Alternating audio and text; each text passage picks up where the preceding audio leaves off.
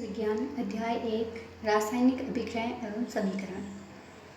इस अध्याय में आज हम रासायनिक समीकरण को किस तरह से लिखा जाता है, किस तरह से संतुलित किया जाता है, उसके विभिन्न स्टेप्स के बारे में पढ़ेंगे। चरण फर्स्ट, किसी भी समीकरण को लिखते समय समीकरण में सबसे पहले क्रियाकारक को लिखकर तीर का निशान लगाया जाता है।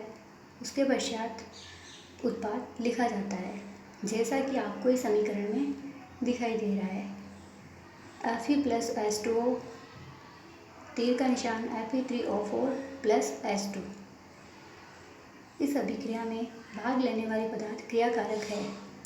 Fe प्लस H2O क्रियाकारक हुए, Fe3O4 उत्पाद हुए।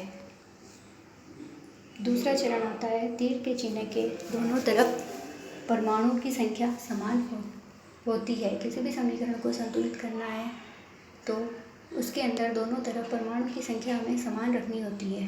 दोनों ओर के परमाणु की संख्या को हम घटा या बढ़ाकर समीकरण को संतुलित कर सकते हैं।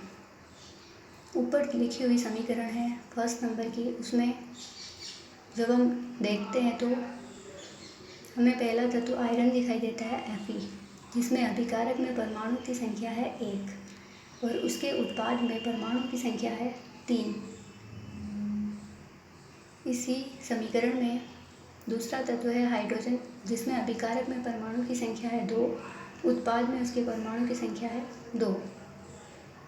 तीसरा तत्व है ऑक्सीजन O, इसमें अभिकारक में परमाणु की संख्या है 1 और उत्पाद में परमाणु की संख्या है 4।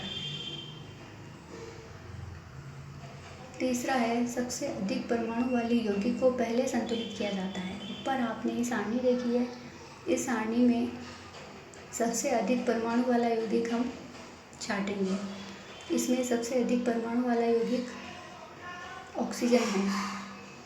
अब हम पहले ऑक्सीजन को संतुलित करेंगे। ऑक्सीजन के परमाणु जब इस समीकरण में देखा जाता है तो प्रारंभ में अभिकारक के अंदर ऑक्सीजन के परमाणु की संख्या 1 है और उत्पाद में परमाणु की संख्या 4 है। अब हमें इसे संतुलित करना है। अभिकारक में जब 1 परमाणु है तो इसको संतुलित करने के लिए इधर संख्या 4 करनी होगी, उत्पाद में भी 4 होगी। अतः समीकरण बन जाएगी Fe प्लस 4H2O, तीर का निशान Fe3O4 प्लस H2। इस तरह से इसमें ऑक्सीजन के परमाणु की संख्या को संतुलित किया जाता है। अब हम इसके पश्चात इसमें ये जो ऊपर आंशिक रूप से संतुलित समीकरण है, इसमें हाइड्रोजन परमाणु को संतुलित करेंगे। अब उस समीकरण में देखने पर हम देखते हैं कि उसमें हाइड्रोजन के परमाणु की संख्या प्रारंभ में 8 है, अभिकारक में, उत्पाद में 2 है। अब संतुलित करना है तो अभिकारक में संख्या 8 है तो उत्पाद में भी 8 ही होनी चाहिए। तो इसके लिए हम उत्पाद में 2 × 4 यानी 4 हाइड्रोजन ऐड करेंगे। तो समीकरण बन जाएगी Fe प्लस 4H2O, तीर का निशान Fe3O4 प्लस 4H2। यह आंशिक रूप से संतुलित समीकरण है। अब तीसरा तत्व आता है लोहा, आयरन Fe, इसको हम संतुलित करेंगे। हम उपरोक्त समीकरण में देखते हैं कि आयरन या लोहे के परमाणु की संख्या प्रारंभ में अभिकारक के अंदर 1 है, उत्पाद में 3 है। अब वापस इसको संतुलित करना है तो इसके लिए हम अभिकारक में 1 संख्या है, उत्पाद में 3 है, तो हम अभिकारक में 1 × 3 करेंगे, यानी कि संतुलित करने के लिए अभिकारक में भी परमाणु की संख्या 3 की जाएगी। तो समीकरण बनेगी 3Fe प्लस 4H2O, तीर का निशान Fe3O4 प्लस 4H2। ये समीकरण संतुलित समीकरण हुई। अगला चरण है छठा, इसके अंतर्गत भौतिक अवस्थाओं के संकेत। जब किसी रासायनिक अभिक्रिया में अभिक्रिया होती है तो उसमें हमें उसकी अवस्था भी दर्शानी होती है।